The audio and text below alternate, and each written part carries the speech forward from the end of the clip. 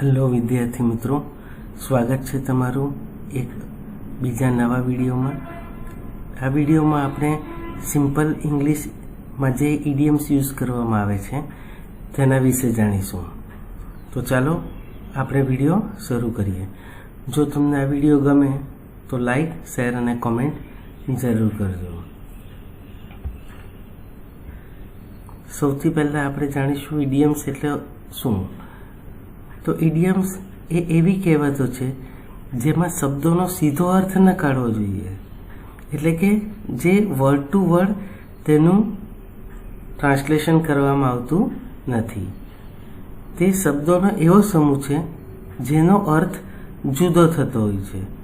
ઉદાહરણ તરીકે જોઈએ તો એક ઇડિયમ્સ છે બ્રેક ધ આઈસ.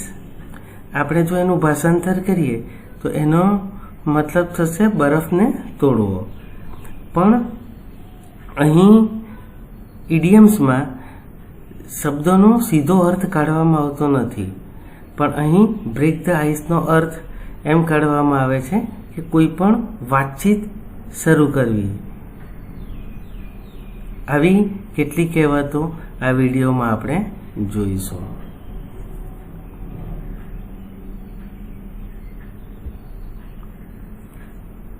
પહેલી ઇડિયમ છે અ પીસ ઓફ કેક. આમ જો એનો સીધો અર્થ કાઢવામાં આવે તો એક કેકનો ટુકડો થશે, પરંતુ આ એક ઇડિયમ છે, કહેવત છે, તેથી તેનો અર્થ બીજો થાય છે. આ ઇડિયમનો અર્થ થાય છે ખૂબ સહેલું કામ. અ પીસ ઓફ કેકનો મતલબ થાય છે ખૂબ સહેલું કામ. તો something that is very easy to do, જે કરવા માટે કોઈક સહેલું કામ હોય તેના માટે અ પીસ ઓફ કેકનો ઉપયોગ કરવામાં આવે છે. ઉદાહરણ તરીકે જોઈએ, the test was a piece of cake for me. Exam જે હતી, ટેસ્ટ જે હતી તે મારા માટે ખૂબ ઇઝી હતી, એમ કહેવું હોય ત્યારે અ પીસ ઓફ કેકનો ઉપયોગ કરી શકાય છે. તો આ એક્ઝામ્પલમાં આપણે ધ્યાનથી જોઈએ, the test was a piece of cake for me. મારા માટે એક્ઝામ ખૂબ સરળ હતી, ખૂબ સહેલી હતી. Break the ice. બીજી ઇડિયમ છે બ્રેક ધ આઈસ. એનો અર્થ થાય છે વાતચીત શરૂ કરવી. To start a conversation in a social setting. એટલે કોઈ વાત નહીં કરતા હોય ને વાતચીત શરૂ કરવામાં આવે તો બ્રેક ધ આઈસનો ઉપયોગ થાય છે. એક્ઝામ્પલ જોઈએ તો I told a joke to break the ice at the party. તો પાર્ટીમાં વાતચીત શરૂ કરવા માટે મેં એક જોકથી શરૂઆત કરી. ચલો નેક્સ્ટ જોઈએ, સ્પીલ ધ બીન્સ. એનો ગુજરાતી અર્થ થાય છે રહસ્ય ખુલાસો કરી દેવો અથવા તો રહસ્ય છતું કરી દેવું. To tell a secret by mistake. એટલે કે કોઈ વાત છુપી રાખવાની હોય છતાં પણ ભૂલથી તેને છતી કરી દેવામાં આવે, તેનો ખુલાસો કરી દેવામાં આવે, તો તેના માટે ઇડિયમ યુઝ થાય છે સ્પીલ ધ બીન્સ. એક્ઝામ્પલ જોઈએ તો Riya spilled the beans about the surprise party. રિયાએ ભૂલથી સરપ્રાઇઝ પાર્ટી વિશે બધાને જણાવી દીધું, એટલે કે રહસ્યનો ખુલાસો કરી દેવો. સરપ્રાઇઝ રાખવાનું હતું છતાં પણ તેણે ભૂલથી બધાને કહી દીધું, તેથી અહીં સ્પીલ ધ બીન્સનો ઉપયોગ કરી શકાય. નેક્સ્ટ જોઈએ, હિટ ધ સેક. એનો કહેવતનો અર્થ થાય છે સૂઈ જવું. To go to bed or sleep. Example જોઈએ તો I am tired, I will hit the sack now. હું ખૂબ જ થાકી ગયો છું, તેથી હું હવે સૂઈ જઈશ. તો જ્યારે સૂઈ જવું એવું કહેવું હોય અને એને કહેવતના ઉપયોગ કરીને કહેવું હોય તો યુઝ થાય છે hit the sack. Under the weather. એનો ગુજરાતી અર્થ થાય છે બીમાર અનુભવવું. એટલે કે કોઈ બીમાર હોય એવો અનુભવ થતો હોય અથવા તો બીમારી જેવું લાગતું હોય તો એને માટે ઇડિયમ યુઝ થાય છે under the weather, to feel sick or unwell. Example જોઈએ તો he didn't come to school because he was under the weather.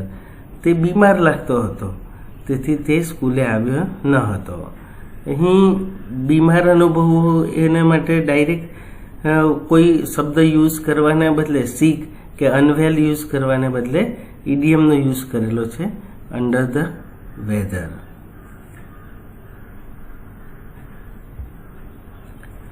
Let the cat out of the bag.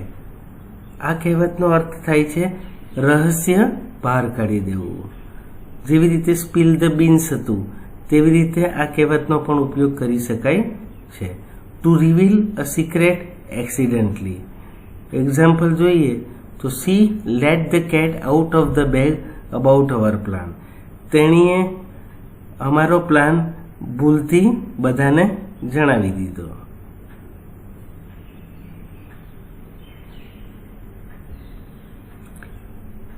Next ઇડિયમ છે કોલ્ડ ફીટ. તેનો ગુજરાતી અર્થ થાય છે ડર લાગવો કે મન ફેરવવું. To feel nervous and અનશ્યોર. એટલે કે જ્યારે કોઈક વસ્તુનો ડર લાગતો હોય, ડરને લીધે મન ફેરવાઈ જતું હોય કોઈ કામ કરવા માટે, ત્યારે કોલ્ડ ફીટનો ઉપયોગ થાય છે. He got cold feet before the stage performance. તે સ્ટેજ પરફોર્મન્સ કરવા જઈ રહ્યો હતો ત્યાર પહેલાં તેને ખૂબ જ ડર લાગ્યો. નેક્સ્ટ જોઈએ once in a blue moon. આ કહેવત ત્યારે યુઝ થાય છે જ્યારે કેટલીક ઘટનાઓ ખૂબ જ રેર હોય છે, એટલે ક્યારેક જ બનતી હોય છે. તો એનો ગુજરાતી મિનિંગ છે બહુ ક્યારેક. તો something that happens very rarely. Example જોઈએ તો we go out for dinner once in a blue moon. અમે ડિનર માટે બહાર ભાગ્યે જ અથવા તો ક્યારેક જ જઈએ છીએ.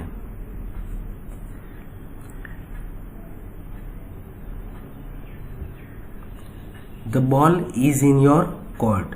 હવે નિર્ણય તમારા હાથમાં છે. એટલે કે જ્યારે પણ તમારે ડિસિઝન લેવાને બીજા પર છોડવું હોય ત્યારે આ કહેવતનો ઉપયોગ થાય છે. It's your turn to make a decision or take action. Example જોઈએ તો now the ball is in your court. કે હવે નિર્ણય તમારે કરવાનો છે.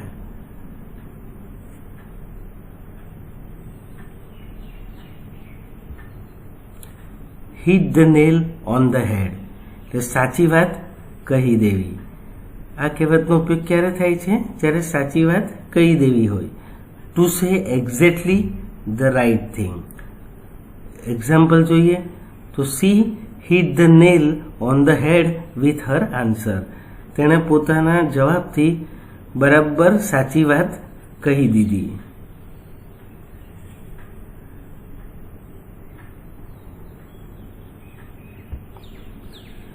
Van pigs fly. આ કહેવતનો ઉપયોગ ત્યારે થાય છે જ્યારે કોઈક વસ્તુ કે કોઈક ઘટના ક્યારેય શક્ય હોતી નથી. Something that will never happen. Example જોઈએ તો he will clean his room when pigs fly. તે પોતાનો રૂમ ત્યારે સાફ કરશે, મતલબ કે તે પોતાનો રૂમ ક્યારેય સાફ કરશે નહીં.